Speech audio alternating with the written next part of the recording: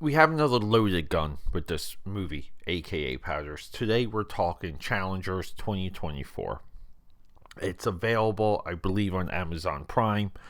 So my first attempt to watch this movie completely failed. I don't know.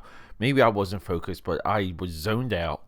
And I immediately said to myself, there's not enough here for me to do a podcast, to do a film buff episode. I'm moving on. This movie's overrated. I can't believe it.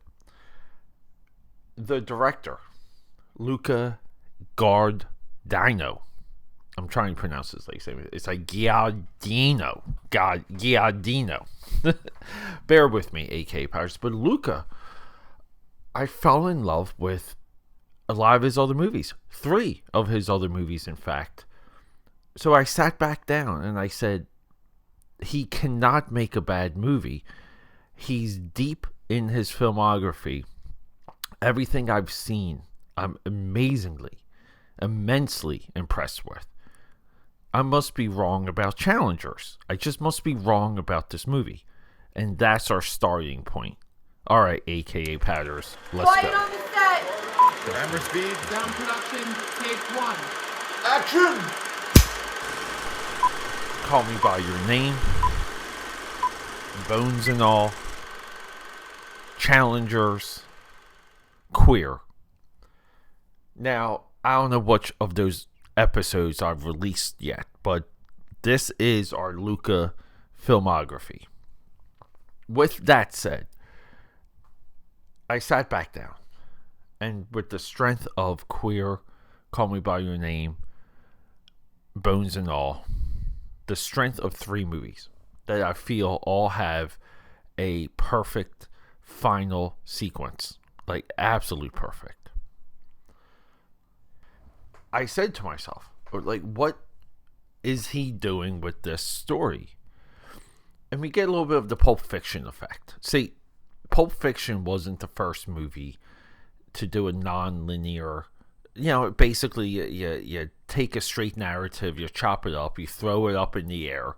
When it lands, that's how you tell your story. You go forwards and backwards and sideways and all of this stuff. Pulp Fiction was so impactful, that never went away. And I think movies like this benefit from the popularity, the definition of that. Challengers is as much about discovering who we are, and it really has nothing to do with sex. Luca is labeled as this erotic, sensual filmmaker. Even with Queer, I don't think I was clear enough with there's like a brutality to some of those sex scenes, and maybe with that discussion I wasn't clear with the impact of that. This movie has this teased 3-way sequence that never gets fulfilled, but it's all over the advertising, it's all over the clips and the trailer, so on and so forth. And you go into this movie thinking there's going to be this massive threesome, and it's not. This movie is about 2 men discovering who they are, and it culminates at the final shot of the movie, where they finally say the hell with the game and they're focused on each other. Zendaya, her character, cheers it along, because if they're free, she's also free. The non-linear plot, the back and forth, sculpts the idea. It gives us inklings of what these relationships are, but more importantly, the intent and what these relationships mean. A lot of times when we discuss sports movies, a year or 2 ago, I went into an absolute deep dive with NFL / American football movies. Watched every single one of them. Anyone I could get my hands on, I watched. And by that I mean what's available through the apps I have at home. But I subscribe to a dozen movie apps. And through that, you learn that there's movies that involve a sport, and then there's plots that are intertwined with the character where the sport cannot leave the movie. Meaning, if you took the sport out of the movie, you don't even get the relationships. So the movie could be about something else, which that's what Challengers is. But this is as much of a tennis movie as anything. Dare I say, this could be the greatest tennis movie of all time. You learn about this lower bracket of semi-pro tennis or amateur tennis, and it's awesome. It's such an education. Luca has not disappointed me at all. We will be doing more of his movies. I implore anyone and everyone to watch this movie. I think it has perfect scenes. I'll say. I mean, there's a sauna scene that I'm thinking of that cannot be taken out of this movie.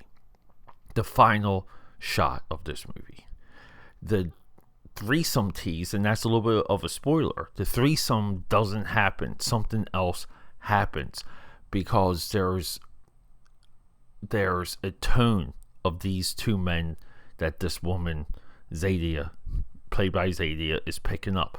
It's really good. It's subtle, and it really is this conflict and resolution of three individuals, and we see it on. It's multifaceted, which is incredible.